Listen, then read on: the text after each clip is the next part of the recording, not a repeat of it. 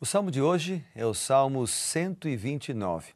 Vamos ouvir o que Deus tem para falar para a gente nesse salmo tão especial, que é um salmo que é uma música, é um louvor, é uma recordação pelas libertações do povo de Deus, ou a libertação nacional. O salmo diz o seguinte: muitas vezes me angustiaram desde a minha mocidade, Israel que eu diga, desde a minha mocidade me angustiaram. Todavia, não prevaleceram contra mim. Sobre o meu dorso lavraram os aradores. Nele abriram longos sulcos. Mas o Senhor é justo. Cortou as cordas dos ímpios.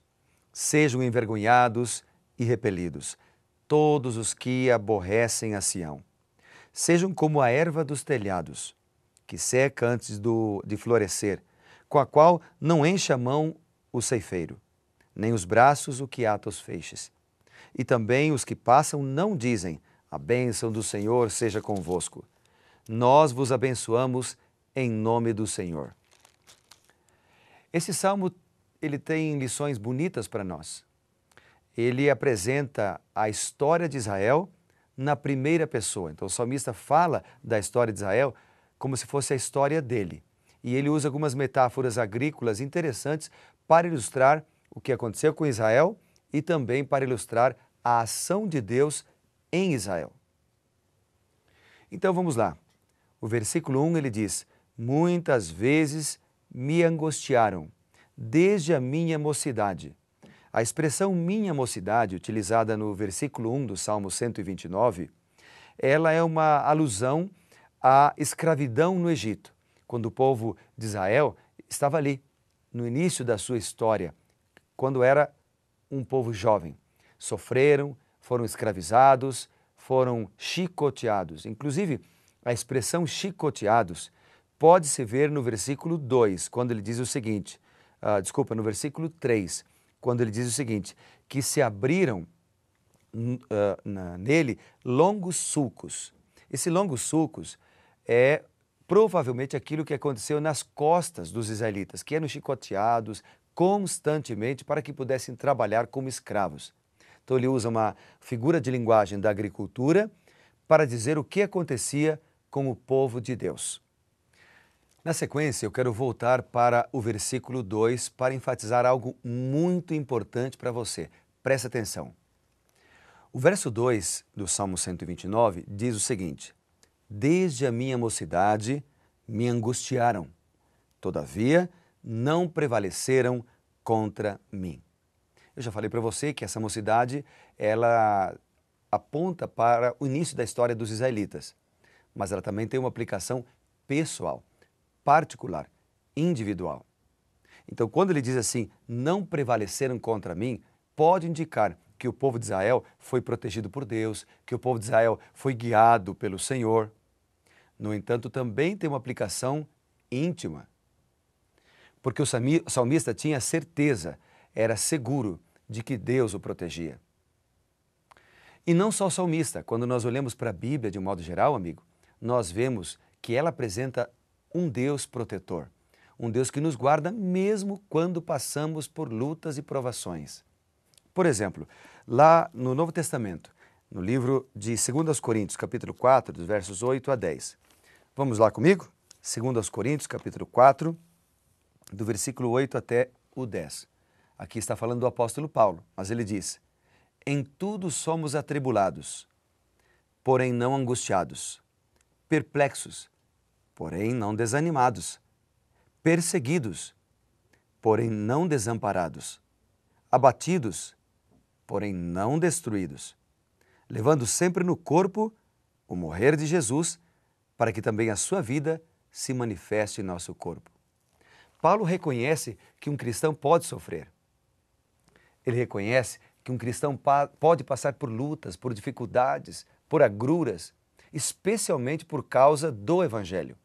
Mas ele também reconhece que em meio a esse sofrimento, perseguição, lutas e dificuldades, Deus estará conosco. O Senhor estará com a gente, nos protegendo, porque Ele é o nosso guardador e libertador. É por isso que o salmista diz o seguinte: desde a minha mocidade, os inimigos não prevaleceram. Podem até perseguir, mas não prevalecerão, porque Deus é o vitorioso, o nosso Deus. E é por isso que o apóstolo Paulo, então, também diz lá em Romanos, no capítulo 8, versículo 37, o seguinte, ó. Quer abrir a sua Bíblia comigo? Romanos capítulo 8, versículo 37. Ele apresenta a seguinte declaração: em todas estas coisas, porém, somos mais que vencedores, por meio daquele que nos amou. Em todas estas coisas, somos mais que vencedores. Sofremos, lutamos, temos angústias, mas Deus nos dá vitória. Deus nos fortalece. Que mensagem linda, não é verdade? Continuemos com a leitura do Salmo 129. O versículo 4, que é o centro do Salmo 129, ele faz a declaração: mas, ou seja, mesmo que tenhamos problemas, mesmo que tenhamos sido chicoteados, mesmo que sejamos perseguidos, mesmo que sejamos incompreendidos, mas o Senhor é justo. O Senhor é justo. Ele cuida de nós. Depois, ele diz, faz um contraste. Até o versículo 3, ele mostra o sofrimento dos ímpios. Dos justos. O versículo 4, ele apresenta um Deus justo, que está olhando, está vendo o que está acontecendo. E aí, a partir do versículo 5, ele apresenta o que vai acontecer com os ímpios. Talvez muitos que perseguiram os justos.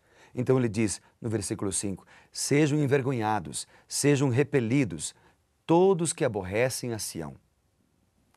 Ele diz mais, no versículo 6, ele menciona, sejam eles como a erva dos telhados.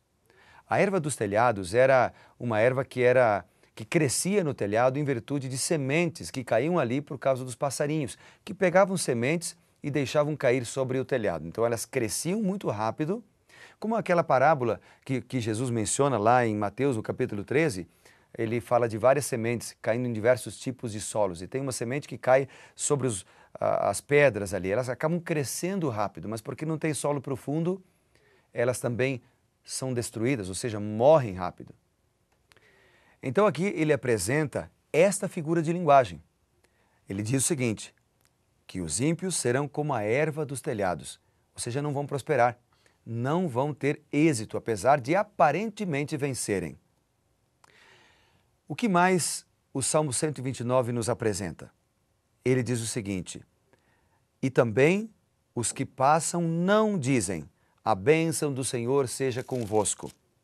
Nós vos abençoamos em nome do Senhor. Ou seja, o que ele está apresentando aqui é que o ímpio perde a bênção de Deus. E qual é a bênção de Deus? Nós lemos ontem que a bênção de Deus é descrita no Salmo 128. O Salmo 128, por exemplo, ele fala da bênção para o justo. No Salmo 129, no final, ele diz, o ímpio pode prosperar, o ímpio até pode perseguir o justo. No princípio, no começo, o ímpio parece vencer, mas ele vai perder a bênção. E a bênção do justo é a bênção no trabalho, é a bênção na família, é a bênção com o cônjuge, é a bênção com os filhos, é a bênção material, é a bênção espiritual. Tudo isso o ímpio perderá. Vamos orar? Bondoso Deus, muito obrigado, Pai, pela oportunidade de buscar o Senhor. Muito obrigado, Pai, pela oportunidade de te adorar. Muito obrigado, Pai, pela certeza de que os ímpios, apesar de prosperarem, se não se arrependerem de seus pecados, vão ser destruídos um dia. Mas esse não é o desejo do Senhor. O Senhor deseja salvar a todos. E é por isso que agora eu oro por todos, por aqueles que são maus, por aqueles que têm andado nos caminhos do Senhor, para que todos possam ouvir a Tua voz a cada dia. Voz que salva, porque o Senhor é justo. Eu oro em nome de Jesus. Amém. Obrigado, meu amigo. Foi muito bom estar com você mais uma vez nesta manhã. Eu peço a bênção de Deus sobre você e lembre-se, seja revivado por sua palavra.